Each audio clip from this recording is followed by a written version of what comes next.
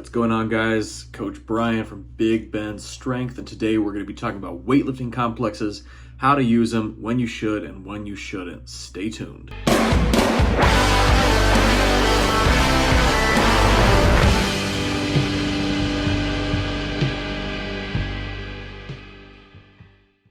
Weightlifting complexes are an interesting topic for me to talk about because broadly, I believe most coaches program them too often and they're written willy-nilly. Obviously, there's some good ways to implement them and not great ways to implement them. Here's kind of my recommendation, what I use for my program and for my teams. So there's essentially three types of weightlifting complexes, but only two of any real value. We've got technique complexes, quality complexes, and bullshit complexes. A technique complex is when you pair one exercise with another in the hopes that the first exercise is going to ingrain a technical aspect that you would like to improve on in the second exercise. In my experience, I found that these complexes should really stay in the 2 to 3 rep range, as any higher is going to cause technical breakdown, which is the opposite of what we want, due to fatigue. So some examples and some of my favorite complexes that are really designed to improve the technique of the lifts is going to be a snatch pull plus a snatch, which is a great way to reinforce proper pull technique for the second rep. You could also do something very similar where we do a snatch break off, where we just barely break the bar off the ground and get it to just below the knee before returning it back to the ground and then doing a full lift, if, say, it's just the first pull that you struggle with in your technique. Another favorite of mine is a hip clean plus a clean complex. This is really great for if you're working with athletes or if you're working for anybody who struggles to make hip contact in the clean. And probably my favorite for improving the jerk is going to be the pause jerk plus a jerk.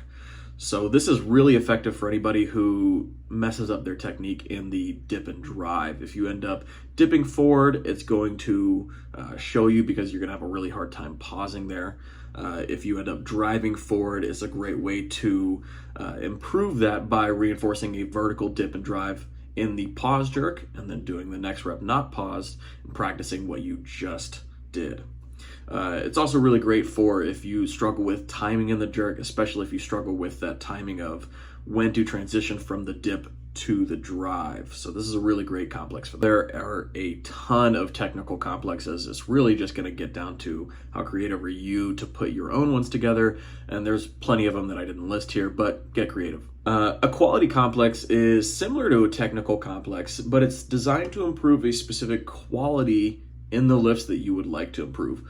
Most commonly, this is just going to be making heavy jerks with fatigued legs, but there are some other examples as well. So some examples to start trying, and you've probably already doing this, but 2 cleans plus a jerk is probably my go-to. This is a great way to help, 1, get more clean volume in, and 2, be able to make jerks with fatigued legs. This is really great, especially for athletes who have probably a big jerk from the blocks or from the rack and a big clean, but when it comes to putting them together in the clean and jerk, it just isn't there. And they're always maybe 10 pounds or 5-10 kilos under what their bests are in the clean or the jerk separately when you put the two together. And that's not something that we want, especially because we compete in the clean and jerk in weightlifting. You need to be able to make jerks after a clean. This is a great way to help train that. Another example of something that does the exact same thing is a front squat plus a jerk. I would use this more for athletes who tend to get a lot of lower back fatigue from doing lots of cleans. So you could actually put this just on jerk day and have them do a front squat right before they do the jerk. 1 is a great way to help make sure that they are readjusting their hands correctly after the clean as they stand up from the front squat.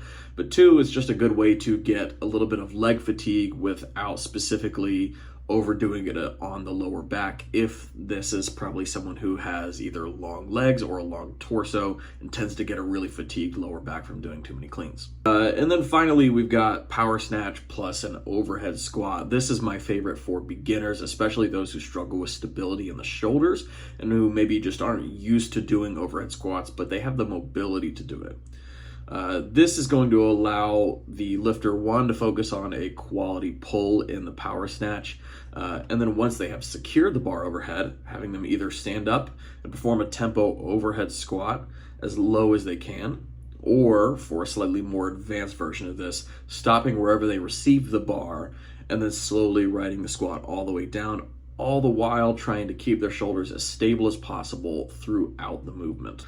Finally, we get to talk about bullshit complexes. Bullshit complexes are bullshit because they serve no purpose outside of stroking your own ego or building mental toughness. These complexes often have no discernible pattern to them, and they have an excessive amount of reps for random exercises for no purpose. If you're training to improve your weightlifting, these kinds of complexes will not help you achieve your goals. It would serve you better to do any of the skill or quality complex. Some examples of some ridiculous bullshit complexes that I have seen are mostly pulled from CrossFit. We've got the bear complex, a power clean plus a front squat plus a push press plus a back squat plus a behind the neck push press. What the fuck does that do? Nothing, honestly. Can we all be honest about this? The Bella complex, clean, jerk, front squat, jerk. Maybe you could make an argument for being able to hit jerk under fatigue from, tired legs, but, honestly, I just don't see any purpose to doing this kind of complex. You'd be much better served just doing 2 cleans plus a jerk or front squat plus jerk. And then probably the most ridiculous complex I've ever seen. Now, obviously, I know the coach who came up with this complex did not come up with this to improve people's weightlifting. It was specifically a barbell cycling kind of thing for CrossFit, but still funny either way. When I say it out loud, you get ready for it. Fun idea here. Hold your breath while I go through all of these exercises and let's see if you can survive. We've got a hip clean plus a hang clean plus a clean from the ground plus a push press plus a hip clean plus a hang clean plus a clean from the ground plus a push jerk plus a hip clean plus a hang clean plus a clean plus a split jerk without ever resting on the ground or dropping the bar. You may breathe again. That is the most absurd complex, and there's nothing that you could say to me that would be a reasonable thing to provide somebody to program for them in a group fitness class, or especially not for a weightlifter. Stay away from that complex completely, unless you're like training for barbell cycling for regionals or regionals don't even exist anymore, or for the games, whatever. Stay away from it. All right. Now, obviously, there are some exceptions to the rule. First is going to be any athlete who has trained weightlifting for a long time and then took time off for a little while and is thinking about getting back into weightlifting. These lifters are special cases because they have expectations for what they were able to do when they were doing weightlifting. And oftentimes when they jump back into normal weightlifting training, it's really hard for them to want to get back into training really hard and pushing to compete again if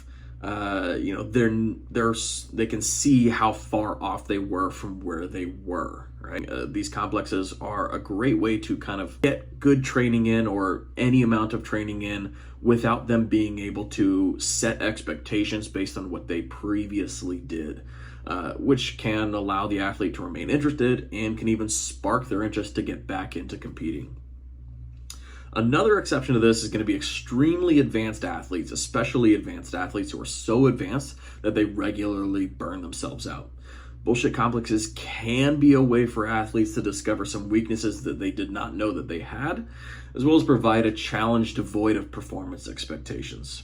Often when the athlete doesn't have expectations, they can push extra hard in training and yield greater results. That's it for complexes. Listen, I make these videos because I've made a lot of mistakes in my training over the last 7+ years, and I don't want you to make the same ones. So please make sure you like this video, and if you found it helpful, share it with a friend.